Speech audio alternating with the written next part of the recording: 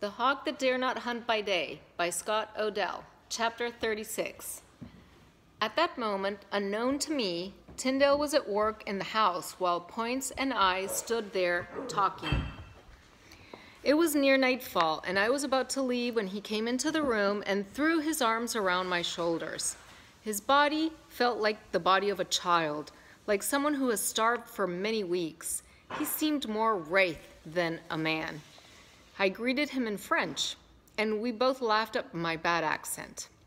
He seemed in a happy mood as he complimented me on my luxuriant sideburns and wondered if I would ever stop growing. "Have you ever seen my third revision of the New Testament?" he asked abruptly. "They say it's better than the first two. You wouldn't have had a chance to read it." "No, I've been away," I said, "in Venice." "You wouldn't find it there, would you?" "Not likely." "Henry Phillips tells me that he went with you as far as Seville and came back with you, and that you gave him much comfort when he was ill, reading to him from the Testament. He speaks very highly of you, Tom. I am glad that you have become friends, for he is a fine young man." I was shocked beyond the ability to speak or move. I stood there, staring at Tyndale. My hat, which I had dropped when he came into the room and which I had forgotten, was lying at my feet, and Points' little terrier was about to lift his leg upon it. Points reached out with his foot and nudged the dog away, in the very nick of time, with no damage done except to the dog's pride. Tyndale chortled and said, "Si sic omnia," which I think, but am not certain, means, "if only everything had been like this." Mrs. Points appeared suddenly and left, taking the dog with her. Then Mr. Points, who wore a riding cloak, asked to be excused since he was on his way to a town near Brussels and was already late. Tyndale and I were left alone, standing in the middle of the room, Tyndale smiling, and I still too shocked to move or speak. At last I got myself together and asked him if he had received a letter, a long letter, written by me some weeks before. It was not delivered to me. I wondered then why I didn't hear from you. Is there any news that I should know now?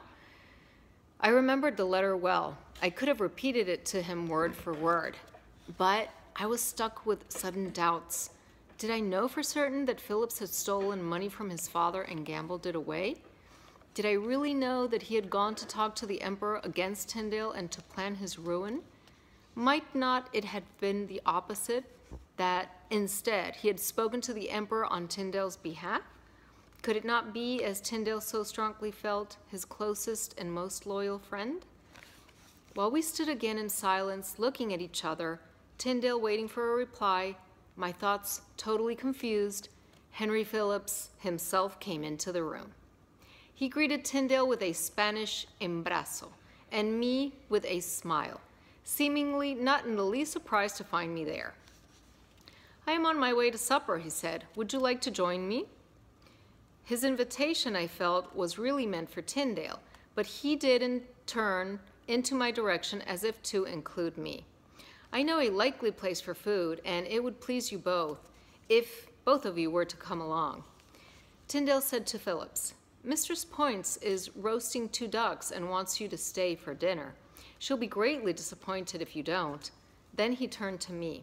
"And you too, my son. She will put out if you don't stay to sample her wares. She will be put out if you don't stay to sample her wares." "Thank her for her kindness," Phillips said. "I would do so myself, but I have pressing business after dinner and must be on my way. Come, the 2 of you." Tyndale wondered if he needed a cloak, but Phillips, assuring him that the evening was mild, gently urged him towards the door. At the door, Tyndale courteously stepped aside to allow Phillips and me to go first, but Phillips bowed and urged him on. I fell in behind them. The door led into a narrow corridor, long, and at this time of the day, since candles had not yet been lighted, quite dark. Phillips was tall, and I could not see the small figure of Tyndale moving along as we all walked slowly down the street. I could hear him laughing, however, about something that Phillips had said. Outside there was still a little light. The tops of the trees were quite golden, and the sun's last glow, with a few lamps, were coming on into the distance. Of a sudden, Tyndale must have stopped, for Philip stopped too. The laughing ceased, and it seemed for a moment as if Tyndale had turned around. Perhaps I thought to go back for his cloak, because a cool wind was now coming through the entrance and down the corridor.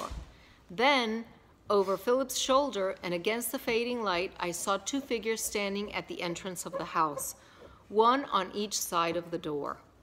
At the same time, I saw Philip make a sign, two quick thrusts of his hand, pointing down and in front of him, toward Tyndale.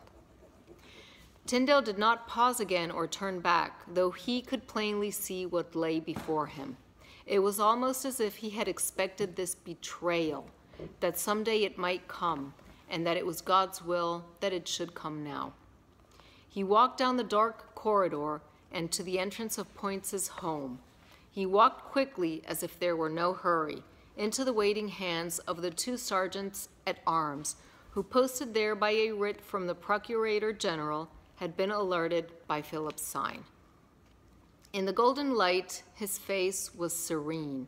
He said nothing and showed no surprise, even when the sergeants tied his hands behind him and walked him away in the darkness that had now fallen upon us. In horror, I looked around for Henry Phillips. I looked everywhere, my sword in hand, ready for use. The street was deserted. He had gone. He had disappeared among the trees as if he had never been. End of chapter 36.